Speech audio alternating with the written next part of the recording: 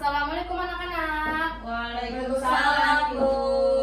Gimana kabarnya hari ini? Baik, Bu. Siapa ketua kelasnya? Saya, Bu. Pimpin doa dulu ya. Baik, Bu. Siap, gerak. Berdoa mulai. Berdoa selesai. Beri salam kepada Ibu Guru. Assalamualaikum warahmatullahi wabarakatuh. Waalaikumsalam warahmatullahi wabarakatuh. Kita absen dulu ya, Nak. Baik, Bu. Neriska Eka Nabila, Hadir, Bu. Nesa Fitriani, Sakit, Bu.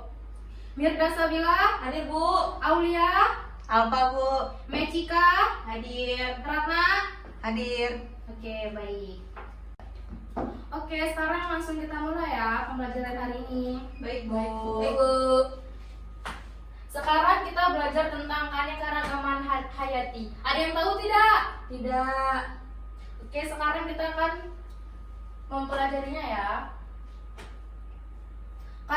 Keanekaragaman hayati adalah keanekaragaman yang ditunjukkan dengan adanya variasi makhluk hidup yang meliputi bentuk, penampilan, jumlah, serta ciri lain.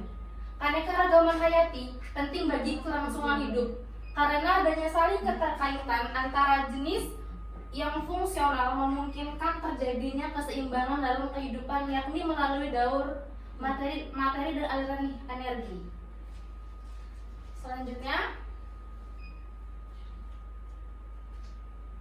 kita akan mempelajari 3 macam keanekaragaman hayati. Yang pertama ada tingkat gen, jenis, dan ekosistem.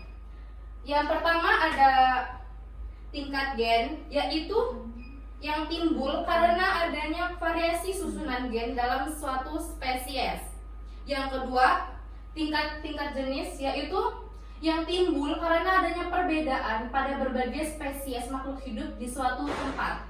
Yang ketiga ada ekosistem, yaitu yang timbul karena adanya interaksi antara lingkungan abiotik tertentu dengan sekumpulan makhluk hidup tertentu.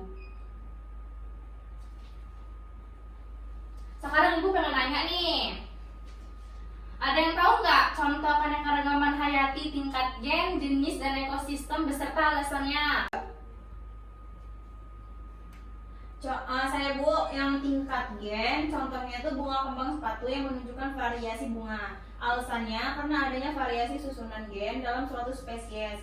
Variasi gen menyebabkan fenotip dan genotip setiap makhluk hidup berbeda. Variasi gen dapat terjadi melalui perkawinan maupun akibat interaksi gen dengan lingkungan. Oke, benar ya. Kemudian saya, Bu, tingkat jenis. Tingkat jenis. Contohnya nyamuk, kantong semar, kucing, dan tumbuhan paku. Alasannya karena adanya perbedaan pada berbagai spesies makhluk hidup di suatu tempat. Dua makhluk hidup dapat dikatakan satu spesies jika keduanya dapat melakukan perkawinan secara bebas dan menghasilkan keturunan yang subur atau fertil. Oke, Saya, Mirda. Bu, tingkat ekosistem.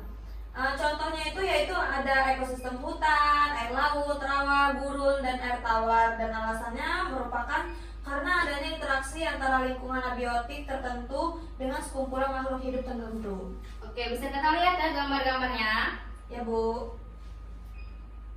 Selanjutnya ada keanekaragaman hayati di Indonesia, dibagi menjadi 3 macam. Yang pertama ada biodiversitas Indonesia. Yang kedua ada manfaat keanekaragaman hayati. Ketiga ada penyebab hilangnya keanekaragaman hayati dan usaha pelestariannya. Oke. Sekarang biodiversitas, yaitu Indonesia dengan keanekaragaman baik itu flora maupun faunanya. Keanekaragaman hayati atau sering dikenal juga sebagai biodiversitas.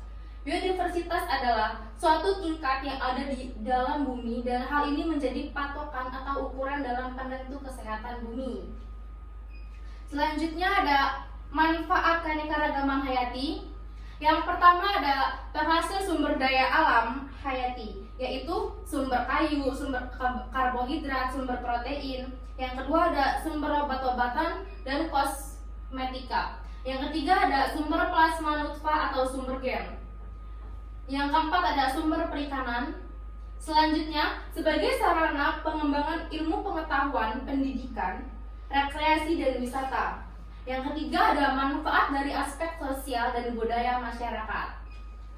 Next. Penyebab hilangnya keanekaragaman hayati dan usaha pelestariannya. Yang pertama ada hilangnya habitat dan fragmentasi. Kedua ada spesies-spesies eksotik atau introduksi spesies. Yang ketiga ada degradasi habitat. Yang keempat ada eksploitasi secara berlebihan. Yang kelima ada industrialisasi kehutanan dan perikanan. Keenam ada perubahan iklim global.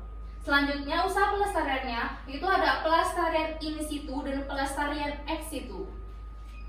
Selanjutnya kawasan pelestarian alam di Indonesia dibagi menjadi 6. Yang pertama ada cagar alam, kedua ada suaka marga satwa, ketiga ada taman nasional, keempat ada kebun raya, kelima ada taman baru, keenam ada taman laut.